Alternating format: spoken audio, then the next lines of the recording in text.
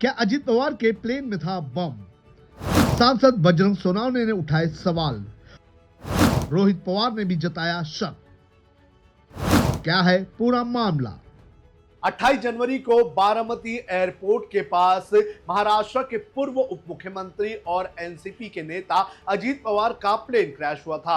इस plane crash में अजीत पवार समेत प्लेन में मौजूद सभी लोगों की मौत हो गई थी। अब इस पूरे मामले को लेकर लगातार सवाल उठाए जा रहे हैं। इस मामले को लेकर इन्वेस्टिगेशन की जा रही है और अलग अलग तथ्य दिए जा रहे हैं। आपको बता दें कि अमोल मिटकरी से लेकर संजय राउत ने इस प्लेन हादसे पर सवाल उठाए हैं, तो वहीं अब शरद पवार की पार्टी के सांसद बजरंग सोनावने ने इस प्लेन हादसे में बम की बात करके सबको हैरान कर दिया है। आपको बता दें कि इसके पहले अमोल मिटकरी ने प्लेन हादसे में किसी भी तरह की गड़बड़ी की बात कही थी, तो अब बजरंग सोनावने ने कहीं ना कहीं इस प्लेन के अंदर बम रखा होगा ऐसी आशंका जताई है और इस आशंका को कहीं ना कहीं बल देने का काम किया गया है रोहित पवार की तरफ से। बजरंग सोनावने ने क्या कहा, रोहित पवार ने इस पूरे मामले पर क्या कहा है, इसकी पूरी जानकारी आपको इस वीडियो में देंगे। नमस्कार, आप देख रहे हैं लोकमत हिंदी। मेरा नाम है सोनू कनौजिया।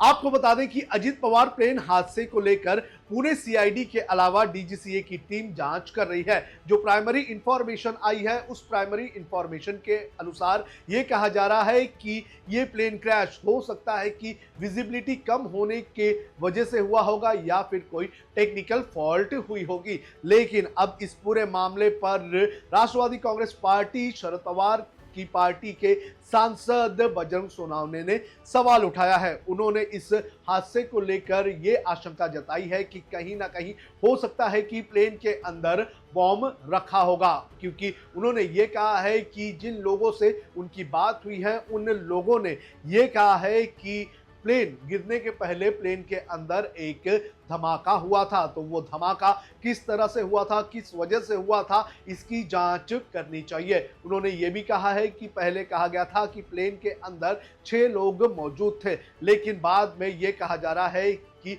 5 लोगों के ही शव बरामद हुए हैं। आपको बता दें कि बजरंग सोनावने का ये बयान इस पूरे मामले में अब नया रंग और नया रूप लेता हुआ नजर आ रहा है। उन्होंने बाकायदा एक प्रेस कॉन्फ्रेंस करके ये सारे सवाल उठाने का काम किया। उन्होंने कहा कि मैं अजीत पवार को अपना राजनीतिक पिता मानता हूं। उनके ही नेतृत्व में 1999 में उन्होंने राजनीति की शुरुआत की थी और महाराष्ट्र की राजनीति में उन्हें बड़ा करने का काम अजीत पवार ने ही किया था। और जिस तरह से अजीत पवार का निधन हुआ है उस निधन के बाद कई सारे सवाल खड़े हो रहे हैं। वहीं आपको बता दें कि बजरंग सोनावने के इस बयान को लेकर जब रोहित पवार से सवाल पूछा गया तो रोहित पवार ने यह कहा कि वो इस मामले को लेकर मुंबई में जल्द ही एक प्रेस कॉन्फ्रेंस करने वाले हैं और इस प्रेस कॉन्फ्रेंस में इस प्लेन हादसे को लेकर कई सारे सवाल उठाने वाले हैं। अब सुनिए क्या कहा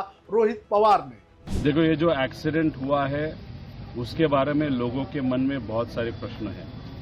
अगर आप मतलब टेक्निकल एक्सपर्ट्स के साथ बात करोगे या जो भी अलग मतलब फ्लाइंग के एक्सपर्ट्स हैं उनसे बात करोगे या पायलट से बात करोगे, पत्रकारों से अगर बात करोगे, रिसर्च के लोगों से बात करोगे, तो सबके मन में शंका है। वैसी शंका हमारे मन में भी है। हमारे मन में बहुत सारे ऐसे प्रश्न हैं जिसके उत्तर हम चाहते हैं। इसलिए 10 फरवरी को मुंबई में वहां पे मैं एक प्रेस कॉन्फ्रेंस लूंगा। हमारे मन में जो शंका है, जो प्रश्न है, वहां पे मैं वो लोगों के ऑन बिहाफ ऑफ लोगों के वहां पे मैं पूछूंगा।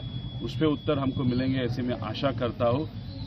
तो 10 तारीख को मुंबई में ये प्रेजेंटेशन या प्रेस कॉन्फ्रेंस हम उस बारे में लेंगे। बजरंग सोनावने जी ने शंका जताई कि दादा के प्लेन में बम हो सकता है।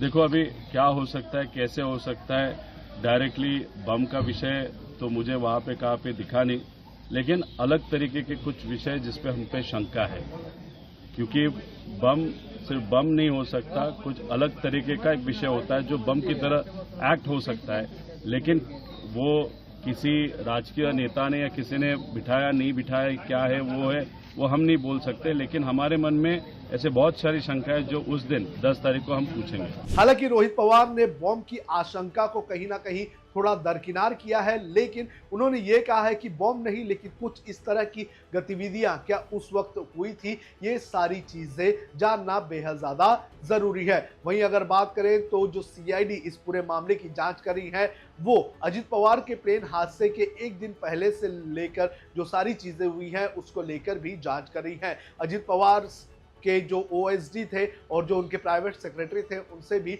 लगातार पूछताछ की जा रही है और जानने की कोशिश की जा रही है कि क्या अजित पवार की एक दिन पहले क्या स्थिति थी, किससे वो बातचीत कर रहे थे, प्लान जो है क्या सच में प्लेन के जरिए जाने का था या फिर रोड के जरिए जाने का था।